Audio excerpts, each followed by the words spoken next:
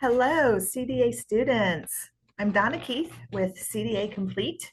If you have made it here to this video, then you have joined our CDA school community. So welcome and thank you for being here. I am going to present in this video all of the resources needed in your professional portfolio for your CDA completion. In our school app, there's a number of videos that are available to you. There is a video on how to put your philosophy statement together, so it helps guide you there. There's this video where we're just going to go through the resources that go in your professional portfolio.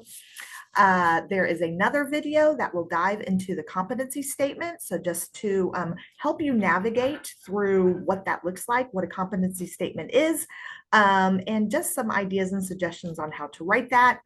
And then there is a video on then what? How do you apply for your CDA test? Because I know it can just be really overwhelming. There's just so much information in your competency book. So really these videos just kind of break that all down. And then there's also a video on how to prepare for your test, right? So what does that multiple choice test look like? How can you prepare for that? And what to expect during your CDA observation. So just remember, you got this, you can do it. And hopefully these videos that are just a free resource for you are helpful. So today, this video, we are going to walk through the resources, so your resource collection that needs to be in your professional portfolio. And often, most people call it a resource binder. Most commonly, you'll see people use a binder. You want at least a 2.5, a 2-inch, 3-inch binder to put your resources in, but it doesn't mean it has to be in a binder. Again, I do have another video that will just walk through exactly in order what your binder should look like, what all should be in there. But it doesn't have to be in a binder. Some CDA students prefer to have it in a filing system. You can do that too. Just whatever works best for you. But like I said, most commonly, you're going to see it in a binder, right? So this video, we're going to dive into the resources. So where can you find, what are the resources that need to be in your professional portfolio? You all should hopefully have this book. Regardless of where you took your CDA trainings through, to actually get your CDA test done, you will have to find a PDS specialist, which is a professional development specialist. They are paid through the CDA Council. They will actually come to your center and they need to observe you for 2 to 3 hours in your classroom environment working with children. The observation tool that they use to assess you is in this book. So that's why you have to have this book. It is located in the back of the book. The back of the book here, they actually write on these pages and they rip these pages out and take it with them. Now, the green book is for preschool. So if you work with preschool children, you're getting your preschool CDA, you'll have the green book. If you are an infant toddler teacher, infant or toddler, your book is yellow. If you're a home provider, your book is blue, right? But for the most part, regardless of what age group you work with, your resources that go in your binder are the same resources. So in this book, this particular book, the resources start being listed. It says professional portfolio. I am on page 13. And what it does is it breaks down all the resources that you should have in your binder. Now, what I have done, just to simplify the whole process, is I created a resource template. And basically all I did was copy and pasted all of those resources onto one Word document, and I created just a template. This template is going to be available to you. That template is what I'm going to use in this video just to go through what the resources are, just kind of break it down and explain to you what each resource is. Um, but you can also print off that template. There's going to be a link underneath this training in school. You can download that template right onto your own computer and just type right on it. You can print that template off, which is what I would strongly suggest you do. And you don't have to, but if you print it off, hole punch it, and put it in your binder, that really starts your resources right there. That really, it tells you step by step in order where to put each resource. Okay. So I am going to refer to the template that I created as we go through this little mini training session. So I am going to share with you my screen so that you can see that template. So let's see if I can successfully share my screen with you.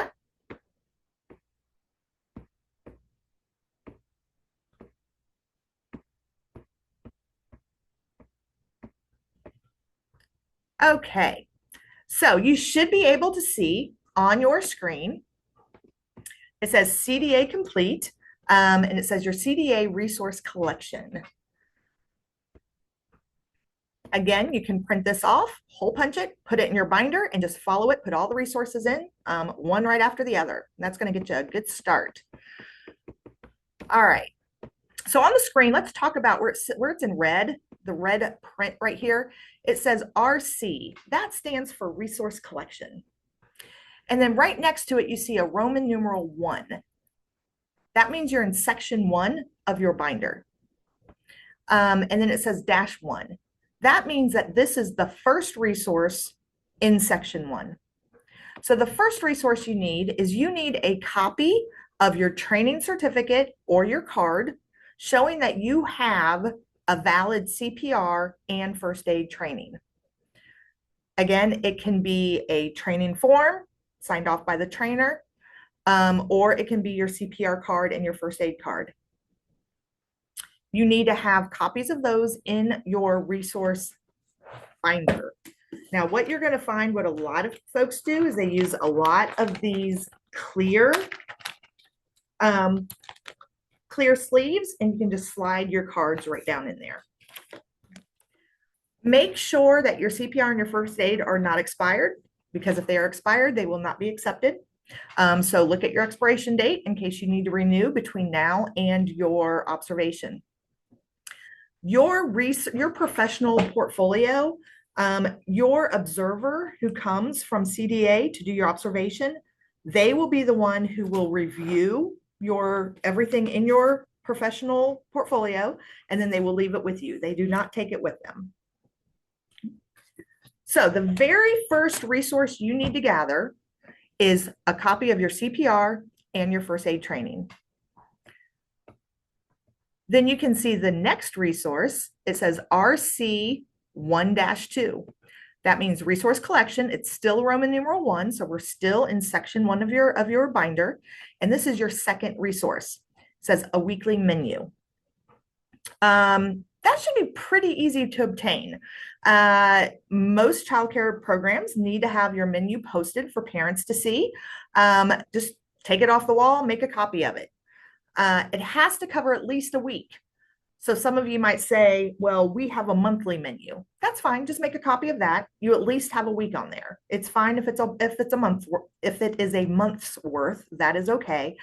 Make a copy of it and put it in your resource binder. Some programs say, well, we don't serve breakfast or we don't serve lunch. We only serve maybe an afternoon snack, or you're a half-day preschool. That's fine also. Then just show at least a week's worth of your snacks. So if you only serve snacks, just show what that weekly snack menu is. Now, for those of you who might work in a program where, let's say, all of the parents bring in their child's lunch and snack, and you do not have a menu because you do not provide any meals, you will have to create a week's worth menu. Okay. And there's no right or wrong. It doesn't matter what template you use. It doesn't matter if you put it on an Excel sheet. It doesn't matter if you have it decorated. It doesn't matter if it's just a Word document and you just type Monday and you just put what foods you're serving on Monday, Tuesday, what foods you're serving on Tuesday. There's no right or wrong how you put it in here, but you need to have something that says menu at the top. And you need at least a week's worth of what would you feed the children in your program for breakfast, for lunch, for snack, or for just lunch or just snack. You just want to make sure that your menu really focuses on healthy eating, right? Regardless of who you took your CDA through, hopefully you spent some time learning about healthy habits for children, the importance of making sure that they have low sugar content. So definitely if you have to create a menu, I wouldn't be throwing Doritos on there and Twinkies and juice for lunch and snack. All right. You want to make sure that they have a milk with all their meals, that you're offering fresh fruits, fresh vegetables, whole grain breads. So you want to create a healthy menu. So if you don't already have a menu that you can use, you will need to create one. And you're going to label it RC, Roman numeral 1-2, weekly menu. All right, the next resource. So it's RC, resource collection, Roman numeral 1. That means we're still in section 1 of your binder. And this is the third resource in section 1. And this is going to be a copy of your weekly lesson plan. So whatever classroom that you are working in, that you are going to be observed in for your CDA observation, you want a copy of that lesson plan. Now, many of you might say, I'm the assistant teacher, or I'm a floater. I don't make the lesson plan. Nowhere does it say that you have to be the one to create the lesson plan. They just want to see the lesson plan for the room that you are going to be observed in. Okay. Most programs have that lesson plan readily available because you send it digitally to families, or else you print it off and you post it. So you should be able to get access to the lesson plan that coincides with the room you work in, so that you can get a copy of that lesson plan. Now, if you work in a program that doesn't use lesson plans, then you will have to create one. Again, there's no right or wrong. You can simply Google lesson plan templates, or maybe reach out to your child care director. Maybe she can assist you with finding a simplified lesson plan template, and you will need to create a lesson plan to have in your resource collection. I don't want to say don't overthink this, but there's no right or wrong. Your PDS specialist, when they review your binder, they're not going to look at your lesson plan and just be like, oh, that's just wrong. It's a wrong lesson plan. There really isn't no right or wrong. You just need to show that you have a lesson plan. You have a plan that you're following for the day. You have a plan that you're following for the week. Okay. Now, there's another section that's going to have to coincide that goes along with your lesson plan. So right here it says, not only are you going to have a copy of the lesson plan in your resource binder, but here on this template, I put a little box here because you need to either write in here or type on here, or pull yourself up your own Word document and type it out, but you need to have a lesson accommodation. So what that means is, look at the lesson plan that you're using as your resource and pick one activity in that lesson plan. Once you pick an activity, briefly describe how would you modify that activity for a child who maybe was struggling to do that activity. Maybe it's a child who's developmentally delayed. Maybe it's a child with special needs. All right. So I'll give you an example. Maybe on my lesson plan, one of my activities is stringing Cheerios, right? So for my fine motor activity for the day, I'm putting Cheerios out on a table, I'm putting string, and I'm having the children thread Cheerios to help work on their fine motor skills, right? I'm a preschool teacher, so that's developmentally appropriate for preschool. So how would I modify that activity? In this box or on a Word document, I would just type lesson accommodation, and I would just say, one of my activities this week was stringing Cheerios.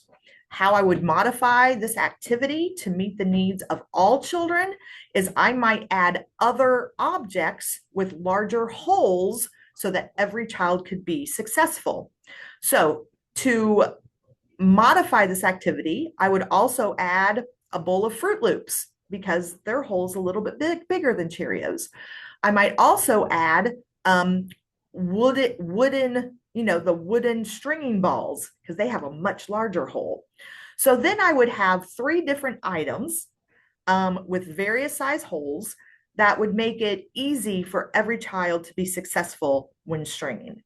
And so that's what I would type in that box to show that I understand that I can look at it at an activity, and I can modify it to make sure that every child is successful. Okay. So those are the 3 resources that are needed in section 1 of your portfolio. Right? So now let's move on to the next section. So now you can see we are at resource collection, but now it's Roman numeral 2. Do you see that Roman numeral 2 there? So that means you're going to be in the second section of your binder. What I would suggest is that, if you have some clear sleeves, like I said, that's very helpful. And then you want anywhere from 6 to 8 tabs. So just tabs, just to kind of organize your binder a little bit.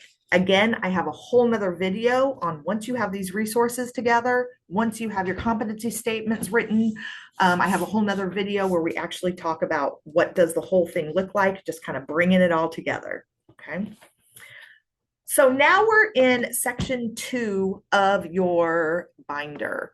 And this is all about learning experiences. You actually only need 9 learning experiences. The 10th one is optional. I think the 10th one is music and movement. You don't have to have that, but you have to have at least 9 experiences, okay? CDA is very specific on what they want those experiences to be in. So again, on the template, I have created a template to make sure that you provide all the information that is required in your binder. So let's go to the first activity. If you scroll down in this resource template, I have broken each one down for you. So the first one, do you see that here, right up here in purple? It's Roman numeral 2. So again, we're in section 2 of your binder, and this is the first resource. They want an activity that covers science and sensory. And they want you to put specifically the age group that this activity is for. What is the activity?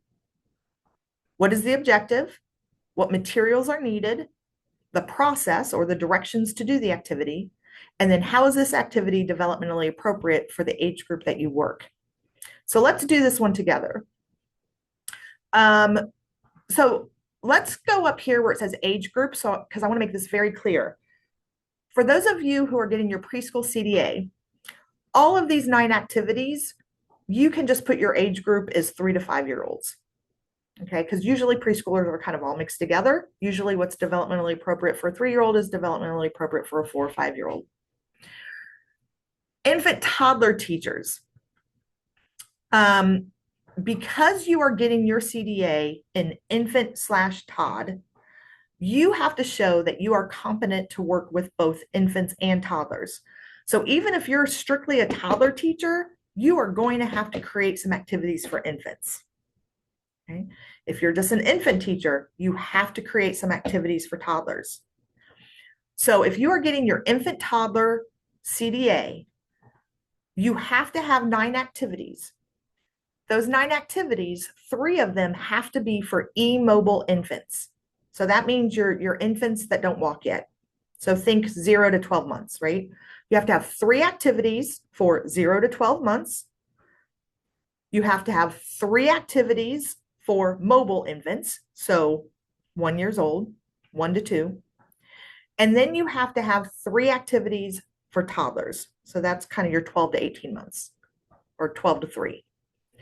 So you have to have 3 for immobile infants, 3 for mobile infants, and 3 for toddlers.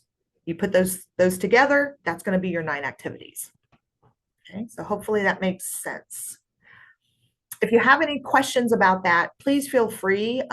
Here on school, you can go to community. There's a whole tab, a whole community thread on CDA. Just put in there and just ask some questions and I'll respond to you.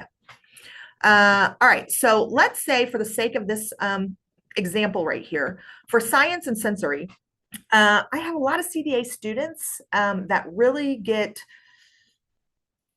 make this kind of harder than what it needs to be. This is stuff you get. These are activities you guys do every day. You don't need to go on Pinterest. You don't need to look up a whole bunch of cool activities and overthink it. This is stuff you do every day. So what would my science and sensory activity be? I would just do, it could be mixing paint. I'm gonna mix paint. So my activity name is going to be mixing paint. My age group is going to be 3 to 5 year olds. The objective is to mix colors to create new colors. Materials needed, I need plastic bags and I need 4 colors of paint. Okay, and I even put the paint, red, yellow, green, and blue. What is the process?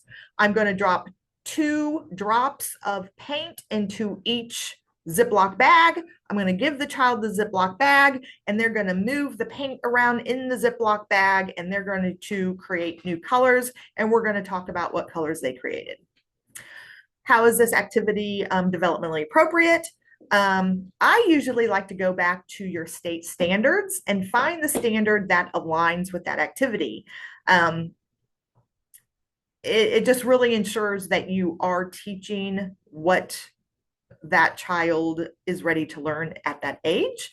But for the sake of this activity, I'll just put that, how is it developmentally appropriate? Because preschool children are able to manipulate the paint in the bag. They know their colors, and this is helping them experience science concepts by mixing the colors. But again, it's much easier if you already use objectives or standards while you're assessing children. Just find the standard and stick it right in there. Keeps it real simple. Okay. So you need to fill in each one of those boxes.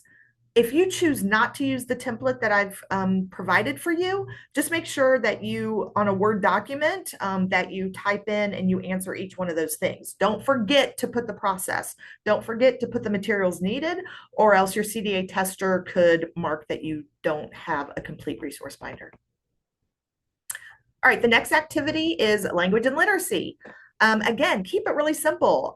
I would do something like, just reading a book. You could just put, I'm just going to read Brown Bear, Brown Bear. It's that simple. Or you could take it a step further. I'm going to read Brown Bear, Brown Bear, and I'm going to cut out of felt each one of the animals in Brown Bear, Brown Bear. And as I read Brown Bear, Brown Bear, I'm going to have the children put the felt pieces on the flannel board.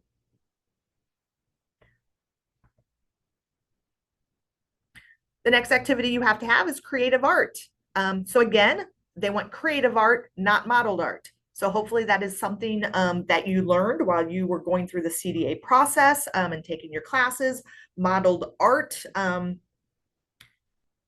is really not accepted with your CDA. So you want to try to keep modeled art or processed art at a minimum. You want to put children's just creative art, their scribble art. That's what you want to have up. That's what you want to have hanging up. That is what your CDA tester is going to want to see. So here under creative art, do not put, we're all going to make teddy bears. That would be modeled art. So for creative art, it could be as simple as, I'm just going to put out a big, huge piece of butcher block paper. I am going to, especially if with older infants and toddlers, I'm going to give each child a crown and I'm just going to let them just, make their marks all over the butcher block paper. It's as simple as that. Or it might be, if I'm a preschool teacher, we're going to go on a nature walk outside. We're going to fill up brown paper bags with nature items. We're going to pick grass. We're going to grab dandelions. We're going to pick up leaves. And then all of those items, I'm going to sit in the middle of the art table and I'm going to let them create whatever they want to create. Your next activity is going to be a fine motor. So this should be an indoor activity working on fine motor skills. I'm a lazy teacher, so I could use the same activity I did for sensory and science, putting the paint in the plastic bag and the children manipulate the paint around in the plastic bag, in the Ziploc bag. That's working their fine motor skill too. So you could actually use the same activity. But Putting the paint in the Ziploc bag, you can even do that with infants. So that's a safe way to introduce paint to infants. They just move it around in the bag. So that would be one. Getting a hole punch out for preschool children to hole punch is a great fine motor activity. Stringing the Cheerios, like I talked about, is a great fine motor activity. So again, you don't need to create a volcano here. All right. It's just things that you're already doing in your classroom, but you want to make sure that you are being very specific. What age group is this activity for? What is the activity? So the name of it. What is your objective? What materials are needed? What is the process? And how is it developmentally appropriate? Your next activity is going to be a gross motor activity. And this is something that you would do outside. When I'm outside with our children, I know sometimes when we're trying to get them all lined up and we want them to stop playing and we're lining up at the door, it can sometimes be very challenging. So we always try to play some type of game or something at the door. You could even do something like head and shoulders, knees and toes. They're moving their body. You could do putting an obstacle course outside. You could just throw a ball. So even toddlers all the way through preschool, throwing a ball to see how many of them are throwing overhead or are they throwing underhand. So what is your large motor activity? If I work with infants, it's as simple as adding a mirror. Of course, you want to make it a mirror that won't break. So they make lots of mirrors nowadays that are not made out of glass, more of a plexiglass, so they won't hurt children. But to have a mirror up at an infant's level so they can crawl up and look at themselves. So for an infant room, it could be as simple as just adding a mirror. And as the child walks up and looks at themselves, you have conversation with them. Who is that? That's Sarah, right? For your toddlers and preschoolers, it could be where during circle time or something, you pass a mirror around and they look at themselves. And first you pass it around and you say, when you get the mirror, make a happy face. And you can pass it around. When you get the mirror, make a sad face, right? So it's about that self-concept. An activity for preschoolers would be, when you lay them down on a big piece of paper and you trace their body, and then afterwards they have to go back and color themselves in. Isn't that always fun? You have a child with bright blue eyes and they give themselves brown eyes, or vice versa, right? So it's interesting to see what color hair they give themselves and what color eyes they give themselves. So those are some self-concept activities, just to give you an idea. But again, you need to name the objective, the materials needed, the process, and then how is it activity. Remember, we're still section 2 of your binder. See that Roman resource? This is you need an emotional skill or self-regulation activity. So emotional, you could do the mirror thing again with infants and tots, just anything talking about feelings. Or even just during circle time or when every child walks in, ask them, maybe have a smiley face and a frown by the door, and they have to find their picture and put their picture underneath how they feel that morning. Self-regulation, freeze dance, right? So when you have preschool children, hopefully you kind of learned a little bit about regulation. A child has to be able to stop their body when the music stops. With toddlers walking down the hallway, march, march, march, stop, march, march, march, stop. If they can't even stop their body when the music stops or when you say stop, then they definitely can't control their emotions yet. So any activity where their body's moving and then they're expected to stop real fast, freeze dance, red light, green light, right? Any activity like that where you encourage them to be still to see how long they can see still. If a child cannot remain still, then they lack self-regulation or self-control. So again, any of those games are some activities to give you an idea of something that you could put there. And I'm sure you all do lots of other wonderful things. A social skill. So activity in section 2. This would be, I know oftentimes I use math path games in preschool rooms. Math path games, if they're age appropriate, can be used in toddler rooms as well. And oftentimes what we do is we give children their own dice. because we know they struggle with sharing. So for this particular activity, I might do a math path game, but only one dice to encourage sharing to see how well they do with sharing, right? Um, you could also do something with your dramatic play area under social skills. So anything that's working on children playing side by side and actually that back and forth play, sharing items back and forth, with the items going back and forth, any activity that you could do there, working on those. So here along the lines of, I do a math path game again, right? So that's working on that rote counting. It's rolling a dice. It's using one-on-one correspondence, counting the dots on the dice. And then moving my mover on my math path game. Or it could simply be just incorporating a large fluffy dice in the classroom, and you're going to roll the dice and see if they can do one-on-one correspondence to count the dots on the dice. So that would be more preschool appropriate. Your infants and toddlers will not do that. But what can you do with the infants and toddlers? For infants, just incorporating a large vinyl dice and just getting them used to rolling it. It's about introduction for infants. For your older infants and your toddlers, anytime that they're using one-on-one correspondence, anything that you're having them trying to get that pointer finger out, that's a math skill. You could do patterns here. So lots of other things that you could do with preschool. You could do a question of the day and graph it, right? So maybe if you're talking about apples and you let all the children try a red apple, a green apple, and a yellow apple, and then you have red apple, yellow apple, green apple, and you have a chart hanging up, and you ask each child, what color apple did you like the best? Donna liked the red apple, so you put Donna's name under red. You're introducing them to a chart. So that would be a math activity.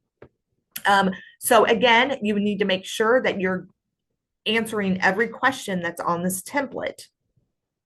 And then here's that 10th activity. It is optional. It's music and movement. And so you don't have to do it, but if you can do that. Now I will tell you, mandatory, but it does kind of make your binder a little bit more personable, is if you take pictures of the children doing some of these activities. If you don't feel comfortable taking pictures of the children, you could even put all the materials out. So let's say the first activity we talked about, putting drops of paint into a Ziploc bag and mixing it around. I might have the children do that and then take a picture of all the Ziploc bags sitting on a table, and then print that picture off and put it in your binder. And it just makes your binder a little bit more personable and colorful, and it just looks more organized, but you don't have to. Okay, you can still get your CDA without any pictures in your binder. All right, so hopefully this has been helpful for you. Now we're going to go into binder. You can see right here, we are now at Roman numeral 3. And what this says here is that you need to create a bibliography. So basically you need a list of books. They want you to have 10 books, but they want the books to be very specific. So this, Brown Bear, I love that book. It's one of my favorite, anything by Eric Carle. But Brown Bear would not be a good pick for this. They want you to look for books that address challenges that a child might be going through. And they give you some examples here. What they're looking for is they're looking for books on death, reproduction, birth, divorce, separation, mixed family, blended family, children with special needs. Mommy's gone, daddy's in jail. I live with grandma. I have 2 moms. I have 2 dads. Challenging behaviors, challenging situations like that.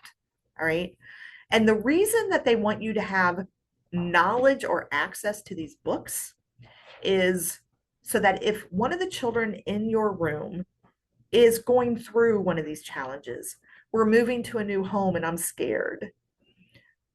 My mommy's going away for work and she's going to be gone for 2 weeks and I'm sad. Grandma died.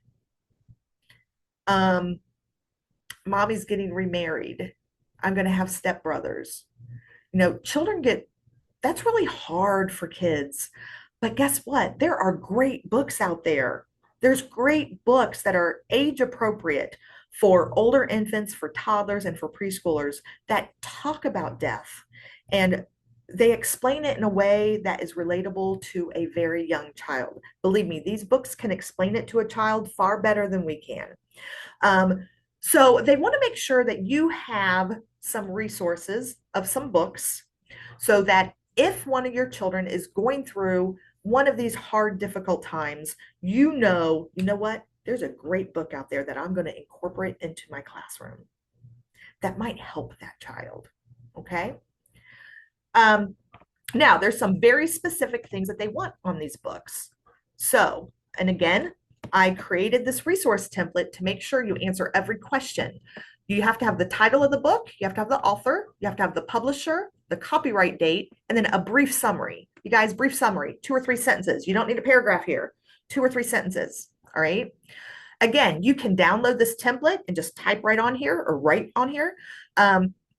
Or you can just create a Word document and have a different page for each one of your books. So you might have 10 pages, or you can have all 10 books just on one page, right? There's no right or wrong. Again, a lot of CDA students get hung up on that. They're like, oh no, did I put my books in my portfolio the right way? It doesn't matter. There's no right or wrong, just as long as you have them. So I'm going to give you an example here in this. I have an example here in my practice binder. So here's the template that I'm sharing with you right now. You could just write right on this, or you could download it and type. So you can use that as a way to share your books. Another way to share your books is, look at this. You can actually, if it's a thin enough book, actually put the book in your binder. How cool is that, right? Or maybe out of the 10 books, you just put 1 or 2 books, right? But that's cool. That would work also. Or here's another way. This one I just Googled. You can just Google preschool books on death, and you'll get 2 million examples. And I just picked one off. I just copied it and pasted it to a Word document and just printed it off. Or here's another way. I just put all 10 books just on one piece of paper, but I have all the information. So this one I have The Runaway Bunny by Margaret Brown, copyright 1942. Harper Festival is the publisher. And this is a story of a little bunny who decided to run away, but his mothers say that no matter where he goes, she will come after him because he is her little bunny. See, short, sweet, simple. And I got 10 of them for my 10 books. So there's no right or wrong way with how you have the 10 books in your binder, but you have to have 10 books, and you have to make sure that this information is included on each book. The title of the book, the author, the publisher, the copyright date, and a short summary. Okay. So if you choose to use the template that I am providing you, go into of your binder. So I'm sorry for my facial expressions. I think the internet is being a little temperamental. All right. So here you can see, well, actually are we in section 3? This is Roman numeral 4, I think. Let me see what is in section 3.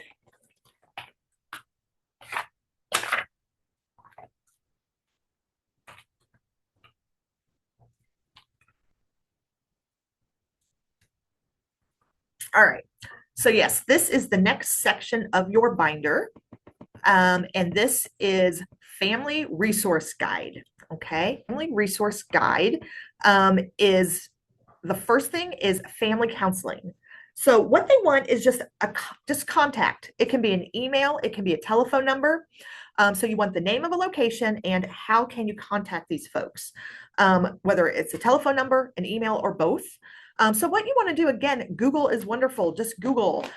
You want somewhere that is pretty close. I mean, within 45 minutes of where your center is or where most of your families live. So, if you are in San Diego, California, you're just going to Google family counseling in San Diego, California. and just copy and paste or write down somewhere that if you had a family who was struggling and the mother reached out to you and said, we need family counseling and I don't even know where to go, you can be like, you know what? I have a place that you can call, right? So put the name of that organization and how to contact them. The next resource you need, it says translation services. Same thing, just go to Google, San Diego, California, translation services. Find a location that's close to you, or if your center already has a resource or someone an organization that you use, go to your director and get that information to put in here.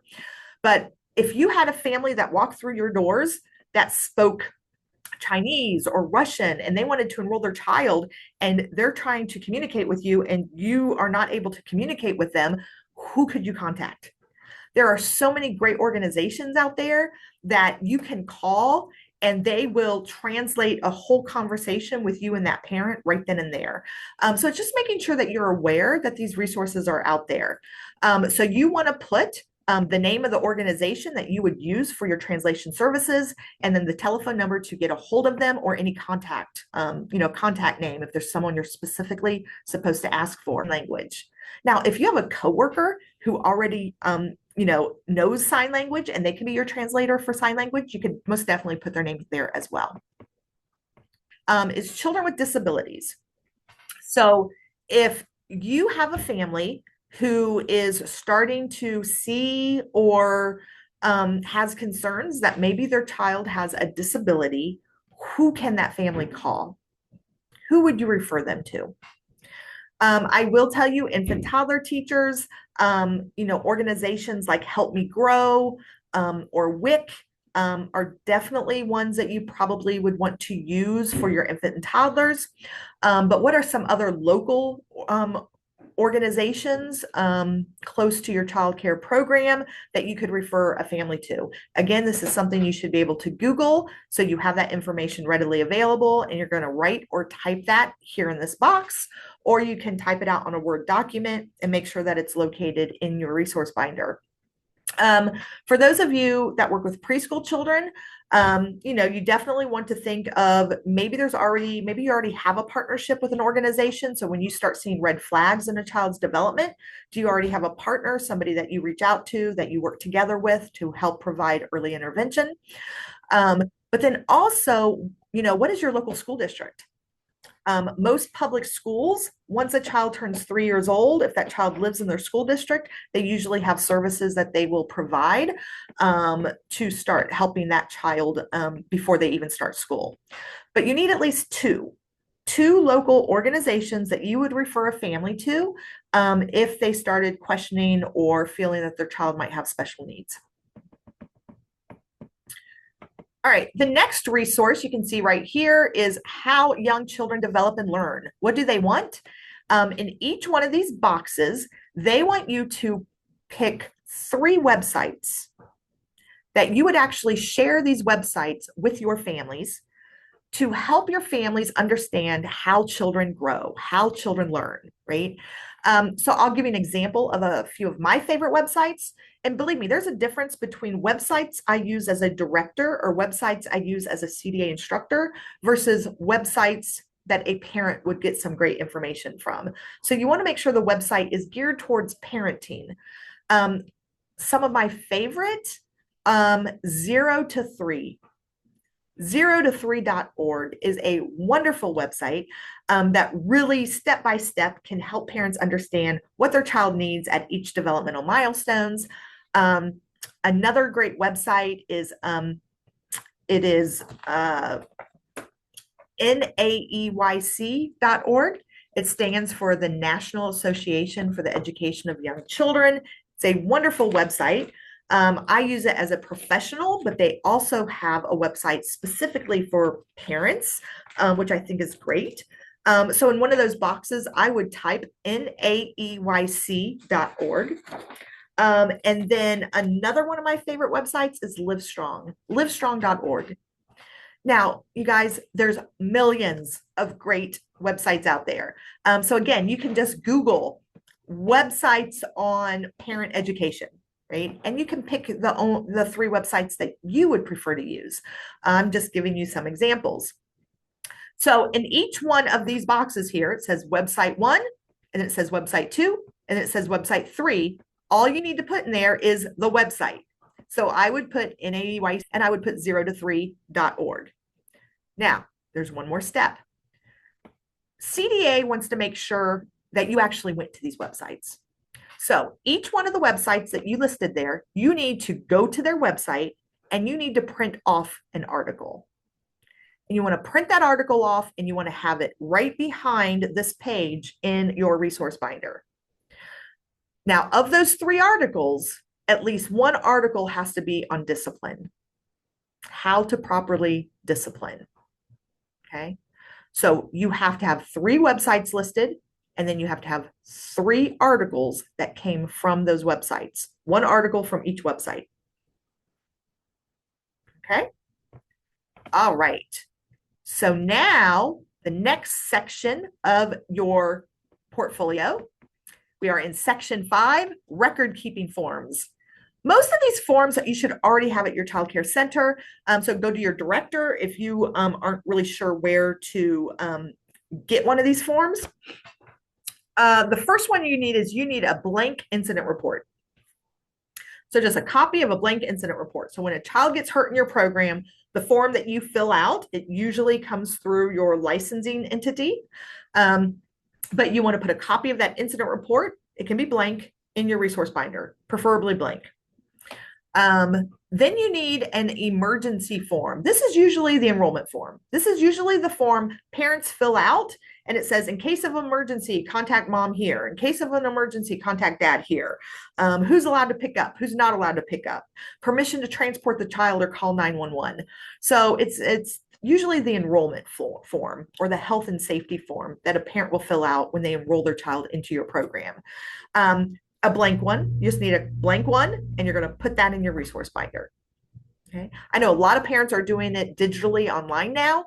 That's fine, but you still just need to get a copy of a blank one. If you can't get a blank one and you have to print off a completed one that a parent has already filled out, you need to make sure that you cross off, like in black marker, the child's name, any personal information, anything like that. Okay, so that's why it's preferable if that emergency form is blank.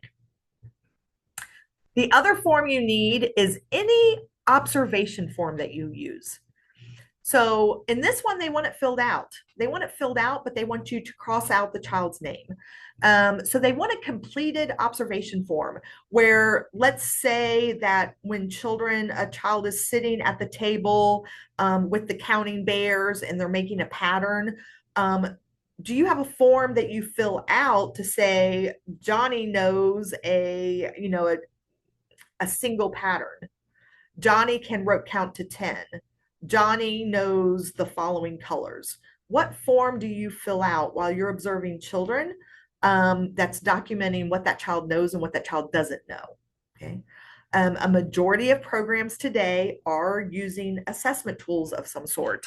Oftentimes it comes with your curriculum.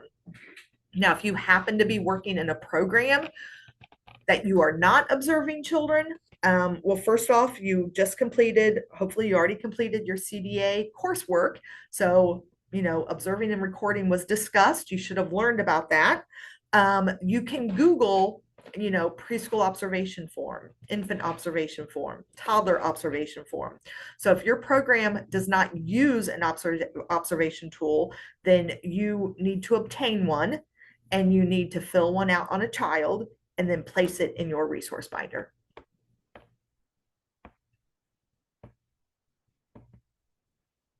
All right. The next item, we are in Roman numeral, are we six? The first thing that they want is childcare regulations. So this is all about childcare regulations. So in this box right here, the first thing that they want is just the website, the name, the address, and a phone number of your state agency. So basically, who licensed you? Okay, who is the governing, in your state, who inspects your program, licenses your program.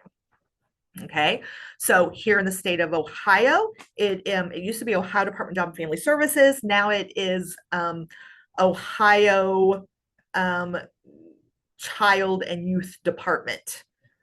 So you would put the name of the organization, the website. So if you needed to reach licensing, if you needed, something important happened in your program and you need to reach out, or a parent said, I need to reach licensing, what information would you give that parent?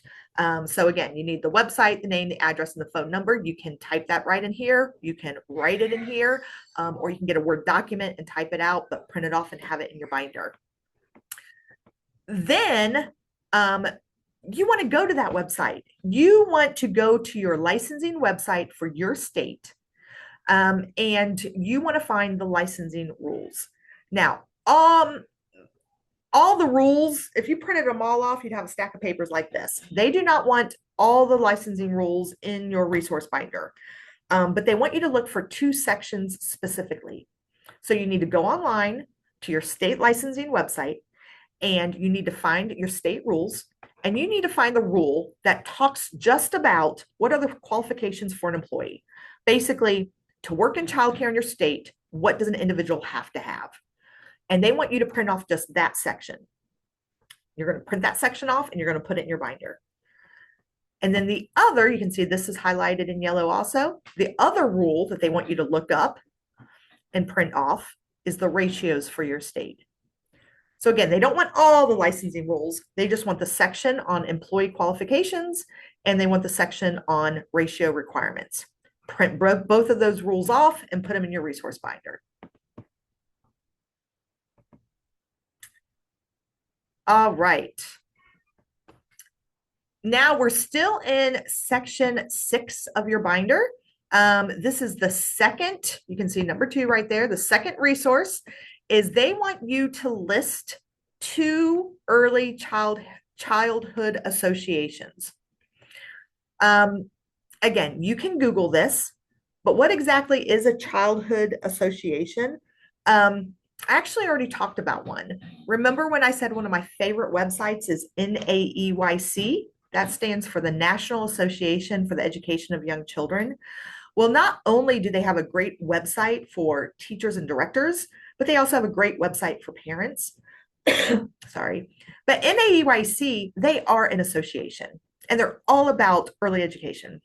And you can actually become a member of the association. Now, right now, you are not being told to become a member, but I will tell you 3 years from now, when you need to renew your CDA, in order to renew your CDA, you will be required to become a member of an association. So this is a great opportunity for you just to see what associations are out there. If you can become a member now, I would strongly encourage it. Okay, as a professional in our field, you just get a lot of resources being a member of an association. But you need to put down that you at least researched and put the contact information of 2 associations you might be interested in, and then a little bit about what are member benefits? Like, why would you be interested in becoming a member of that organization? So I'm going to give you an example. Like I said, the first one I would choose would be naeyc.org. And I would go to their website. You can look under benefits, and I could just copy and paste what are all the benefits of being a member of their organization. I will tell you, they offer trainings. They will send me 4 books throughout the year on child development. I get monthly newsletters, just activities I can do with the kids in the classroom. So I get lots of benefits being a member. Another association I would strongly encourage for me, because I live and work in the state of Ohio, would be OAEYC, which stands for Ohio Association for the Education of Young Children. So those are the 2 associations I would be most interested in. Now, I will tell you, home providers, there is an association just for home providers. So if you're a home provider, to network with other home providers on a national level would just be a great resource for you. So what you want to do is you want to go to Google and you just want to type in early childhood associations, and you are going to get like 2.5 million associations. glance through them, click on a couple of them, see what they're all about, see what they offer. But you need to pick two, and you just need to type in the name of each one of those associations and then what are some of the benefits of being a member. All right, now we're at the very end of your binder. So these are the last resources that you are going to in section 6, and it is reporting child abuse and neglect. They specifically want to know what is your state's law on reporting child abuse. So every state has a different law. So I can't just share with you Ohio state law. You want to look under your state specifically. Again, Google is your friend here. Just Google, California child abuse reporting law, and it's going to pop right up for you. You can copy and paste it onto a Word document or just print it off right from the website and put it in your binder. Okay. It's also going to ask that you can see the box right underneath it. It says mandatory reporting guidelines. They want to know who is considered a mandated reporter. What I have found is that regardless what state you're in, if you Google what is the child abuse and neglect laws in your state, usually there's already a section that says the following individuals are mandated reporters. So for example, doctor, nurses, EMT, firefighters, teachers, we are all mandated reporters. If we suspect a child is being abused, we are mandated to report. So usually you're going to find if you print off that law, it's going to cover both of these. But just make sure and read your law. If it's not included, then you want to make sure that here in the box under mandatory reporting guidelines that you list out who all is considered a mandated reporter in your state. That was it, guys. That was all of the resources that need to go in your professional portfolio. Explained it a little bit for you. Again, once you have all of your resources, if you need any help writing your competency statements, there's a video on that. There's also another video on just bringing this all together. Once you have your philosophy statement, then I will break it down with you step by step, how to put it all in order, and what your binder should look like when you put it all together. You got this. You can do this. Thank you for coming to CDA Complete and finding us on school. If you have any questions, go to school, go in the community section and ask your questions. We will be on there to answer any questions you might have. All right. Bye.